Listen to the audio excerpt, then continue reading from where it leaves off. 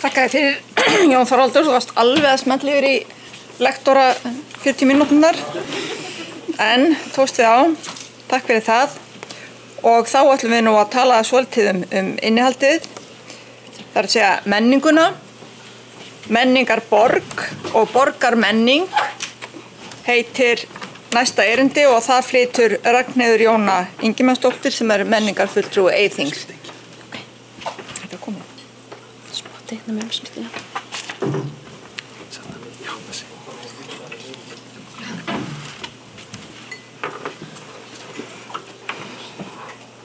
Komið sæl. Takk fyrir Þóroddur að bjóða mér að vera með ykkur hérna í dag. Og alþingismenn, gaman að sjá ykkur hérna.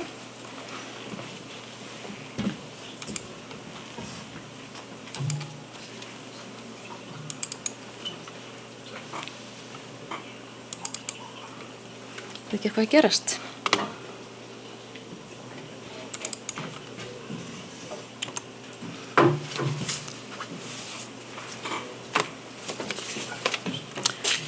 Ég ætlaði rétt í dag að fjalla aðeins þessi borg og borgarmenningu og hvað við höfum hér á Akureyri og Kjartan er nú búin að fara skemmtilega yfir borgarpælinguna og fleiri en kannski er betra að nota skilgreininguna hlutverk borga heldur en íbúafjölda og þá líta kannski til borga sem miðpunkt verslunar, viðskipta, samskipta, menningar og afþreyingar og þjónustu. Og það getum við aðeins horft á Akureyri í því samhengi og kannski svona í samhenginu Norðurland. Árið 2013 kom út skýrsla sem byggir á rannsóknarverkefni Betri borgarbragur og þar kemur meðal annars fram að hægt sé að nota listina sem mælikvarða á borgarumhverfið og hvernig það smá saman hefur fengið sess í menningunni. Og það sem ég ætla að vera að gera hérna í dag, ég ætla aðeins að fara yfir hvað við höfum hér á Akureyri. Og í kjölfarið þá getið þið reynt að meta hvort að Akureyri falli undir það að vera menningarborg með borgarmenningu. Og ég ætla rétt að segja ykkur aðeins frá því hvaða gögn ég ætla að nota til að fara yfir þetta, en það sem við höfum átt í miklu vandræði með menninguna, það er ekki til nein gögn menningarstarf. Þannig að fyrir 2 árum þá fór menningarráðið í þá vinnu að kortleggja grunngerð og mannauð í menningarstarfi hér á starfssvæði Eyþings og það er þau gögn sem ég byggja þetta á og tekið Akureyri út úr þeim hóp. Og það fyrsta sem ég ætla svona að fara yfir og varð okkur að vísu við lentum náttúrulega í mörgum vandamálum þegar við vorum að byrja að vinna þennan gagnagrunn okkar og því þetta hefur ekki verið gert áður á Íslandi svo ég viti, svona með markvissum hætti.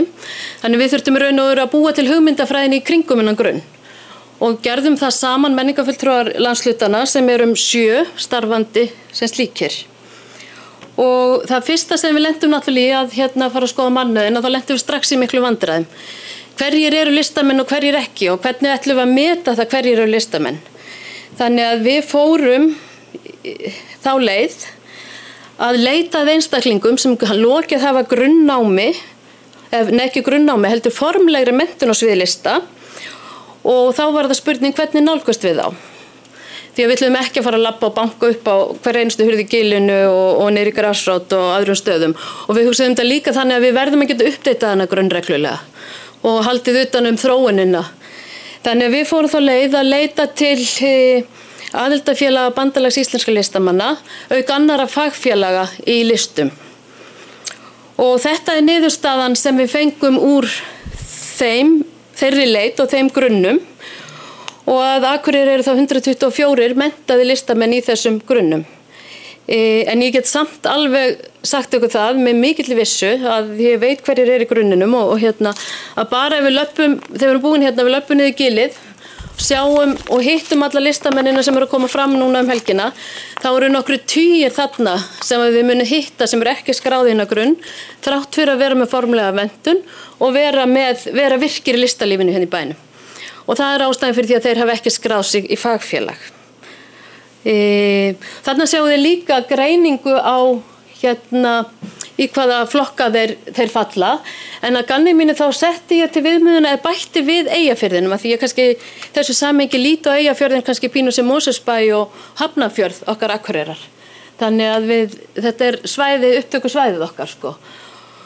Og við sjáum bara ef við skoðum þennan lista að við erum með 1 danskennara á skrá, en við vitum að Akureyri 3 dansskólar, fjöldi manns að kenna dans. Þannig að ég segi ykkur bara strax, þetta er takmarkað. En samt gefur þetta okkur einhverja mynd af menntuðu listafólki í bænum. Og kannski er athyglisvert að líta á bæði tónlist og sjónlist, að við vitum náttúrulega öll sveitarfélögin eru með öfluga tónlistskóla, þannig að við erum með fjölda þar skráðan. Þrátt fyrir það var eina fagfélagi sem var ekki tilbúið að láta okkur hafa lista, en þetta var kannski samt það fagfélag sem var auðveldast að nálgast. Við tókum þessar upplýsingar á heimasíðum tónlistskólana. Það var tónlistakennararnir sko.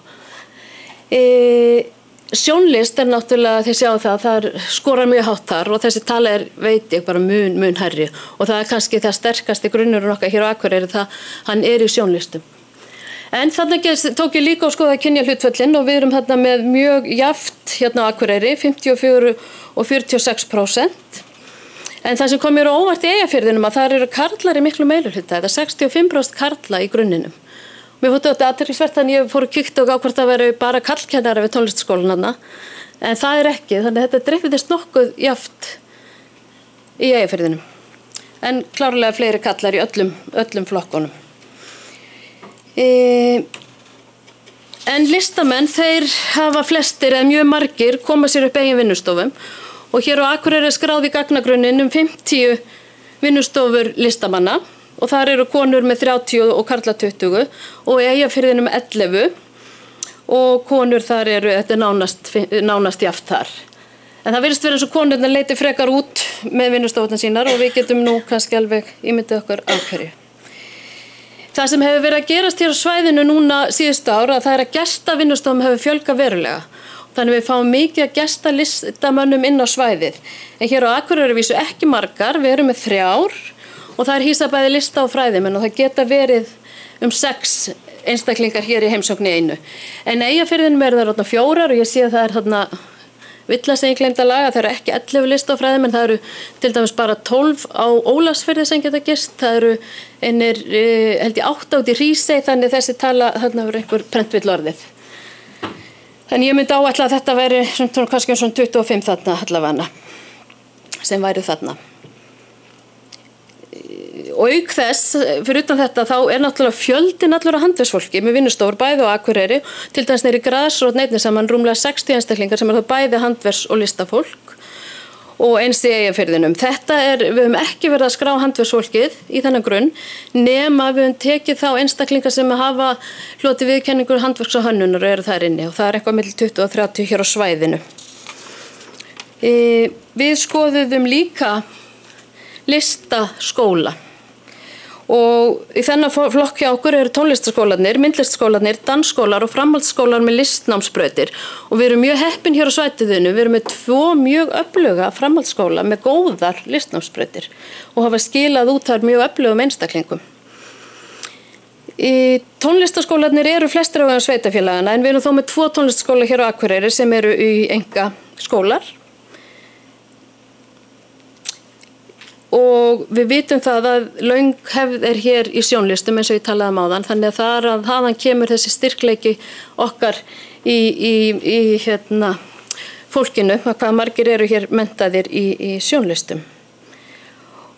Og dansskólarnir, eins og ég sagði áðan, eru 3 og ég held að þeir ljóta að teljast all gott í bæ sem er rúmlega 80.000 íbúar og það er einhver 100 einstaklingar sem að taka þátt í námi í þeim skólum.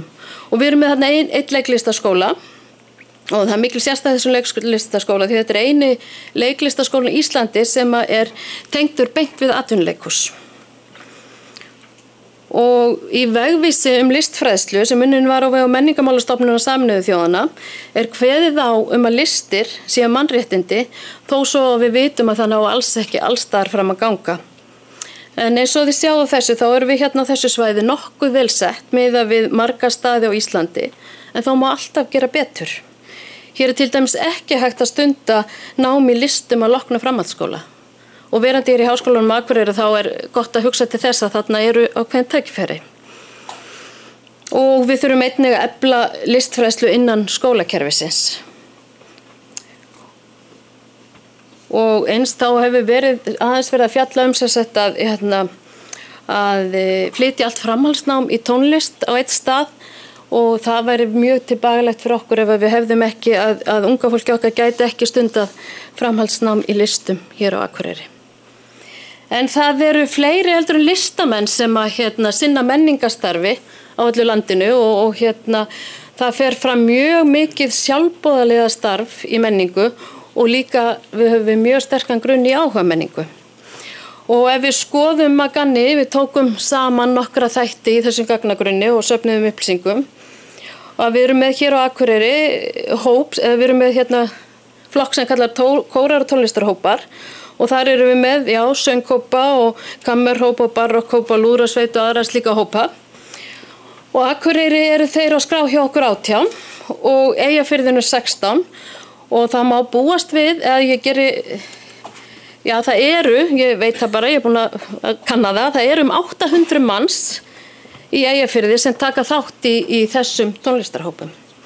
Við erum með leiklist, hér hefur verið mjög sterkur grunnur í áhuga starfi í leiklist og við erum með mörg öflug áhuga leikfélög og Akureyri 7 leikfélög og þar erum við náttúrulega með eina atvinnuleikhúsið utan höfuðborgarinnar, auk þess erum við þetta með áhuga leikfélög nokkur og þarna inni eru líka leikfélög framhaldsskólana.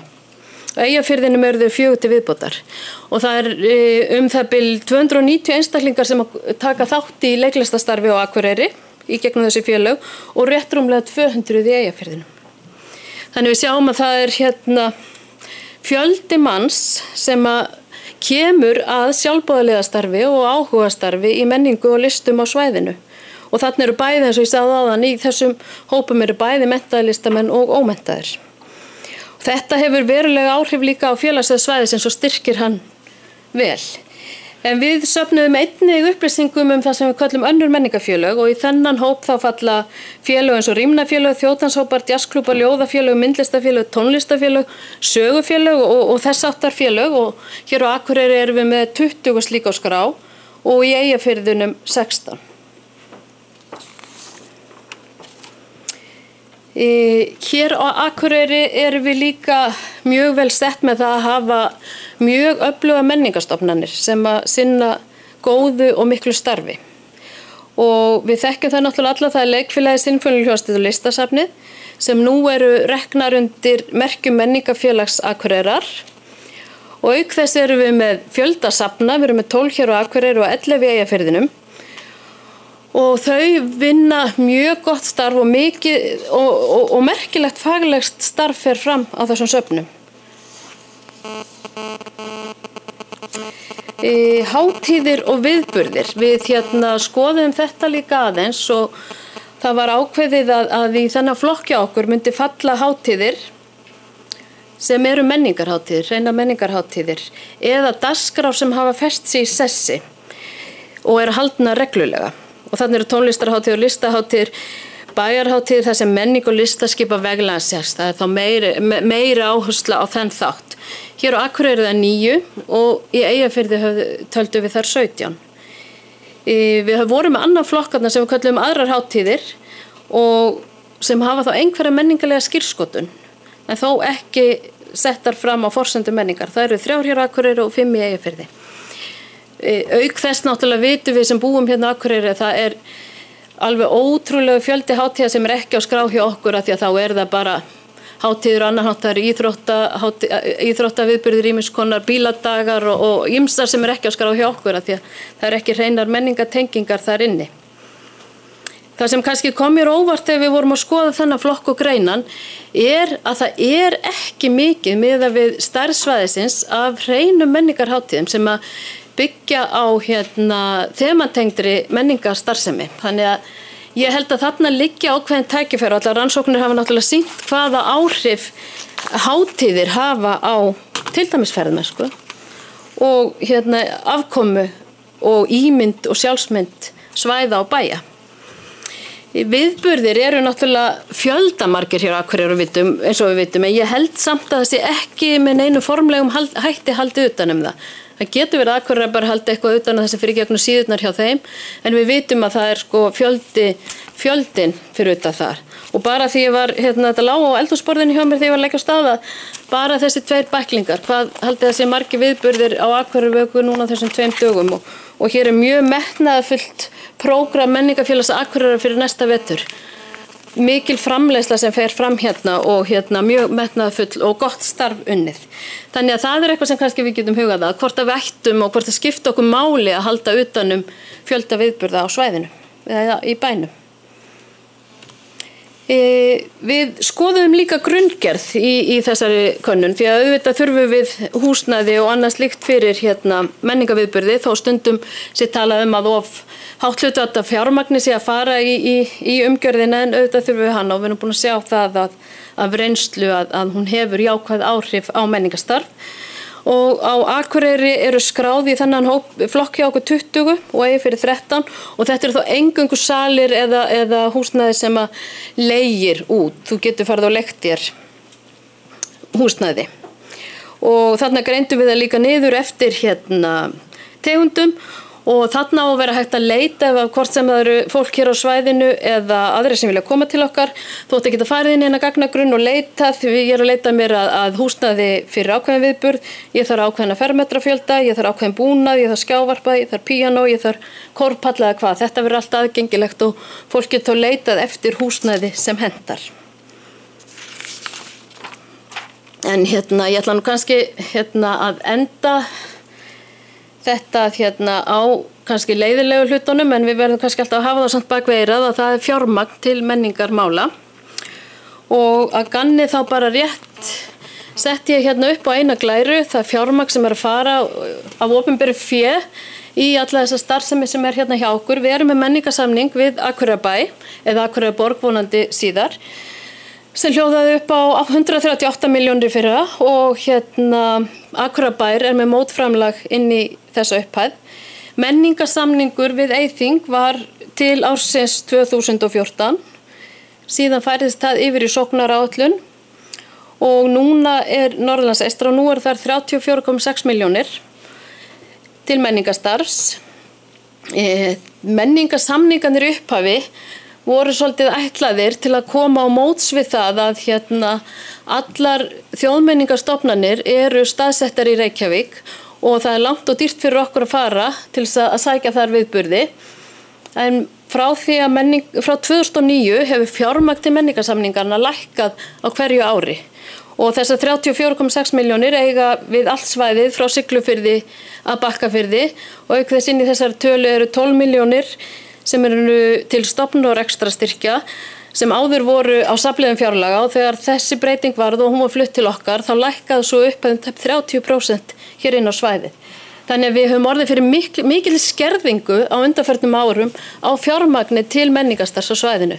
En þrátt fyrir það hér mjög öflugt menningarstarf og blómlegt en þið sjáuð að við erum að nota litla peningi í það og það kannski ekki endilega alltaf rétt að við að gefa stóran hluta vinnu okkar eins og listamenn eru mjög mikið að gera. Við þurfum auki fjármagn inn í menningarstarf á svæðinu og það kom berlega ljós við gerð sóknaráætlunar þar sem hvíldi á fólki í menningarstarfi var það að tryggja meira fjármagn til menningar. Það þarf að tryggja meira fjármagn til stofnana á sviði menningar. Þá erum við að tala stofnanir, söfnin, seturinn og sýningarnar og þessa litlu menningar, hvað hefur að kalla það? Menningar, þetta bara svona eins og Hjalteyri og Alþýðuhúsið og sem eru með menningarstarf allt árið, mjög öflugt, svona menningarsmiðjur einhverjar og þarna vantar talsvert fjármagn inn í. Þannig ég ætlaði bara svona sérstaklega því að ég hef alþingismennina og vildi bara vekja athygli á því og þarna sjáu þið líka hvað þjóðmenningarstofnanirnar okkar eru að fá. Og Jón Þorvaldur og Þóroddur unnu hér skýrslu fyrir nokkrum árum. Það sem þeir voru að skoða staðsetjanleg útgjöld ríkisins. Þeir þekkja þessa skýrslu nú betur en ég, félagarnir. Og greindu þessa skýrslu og þá kom í ljós að í staðsetjanlegum útgjöldum til menningar og félagsstarfs þá voru samanlega framlög ríkisins í Norðausturkjördæmi 401 milljón samkvæmt fjárlögum 2011 en hefðu verið 809 milljónir ef við höfum litið til mannfjölda. En þið skulle spyrja þá aðeins betur út í þetta. Ég er ekki alveg kannski nógu mikið í þessu. En það má kannski segja að við séum þá að greiða 400 milljónir við íbúar í Norðausturkjördæmi til miðlægrar menningar og félagsstarfs á höfuðborgarsvæðinu.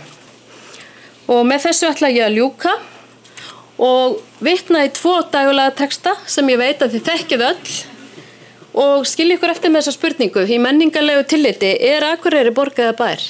Takk fyrir.